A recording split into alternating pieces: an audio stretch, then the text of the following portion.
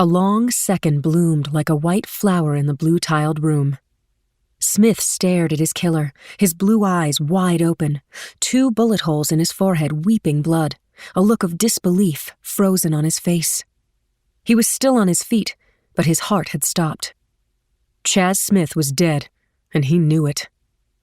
The shooter stared back at Smith, then reached out a hand and pushed him off his feet. The dead man fell into the stall, collapsing onto the seat, his head knocking once against the wall. It was a perfect setting for the late Chaz Smith. Dead on the toilet, a fitting last pose for this crud. You deserved this. You deserved worse, you son of a bitch. It had been a good kill, and now he had to get out.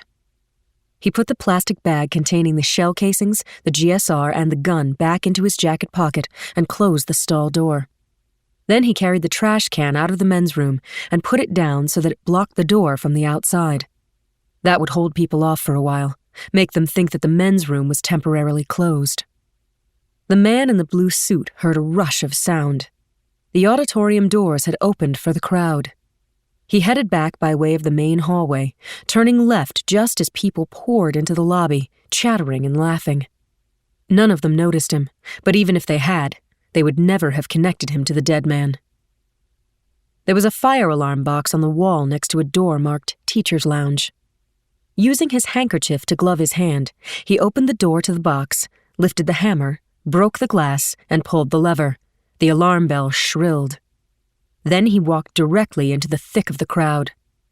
Children were already starting to scream and run in circles in the lobby. Parents called out to their kids, took their hands or lifted them into their arms, and moved quickly toward the front doors. The man went with the crowd, through the glass doors and out onto California Street. He kept going, turned onto a side street, past Chaz Smith's Ferrari, and unlocked his scarred SUV parked right behind it. A moment later, he cruised slowly past the school.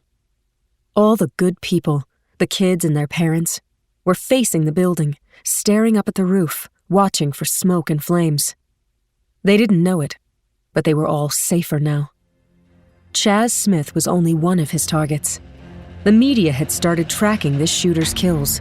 Drug dealers, all of them. One of the papers had given him a nickname, and it had stuck. Now they all called him Revenge.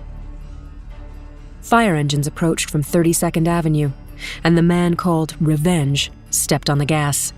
Not a good time to get stuck in a traffic jam. He had shopping to do before he went home to his family.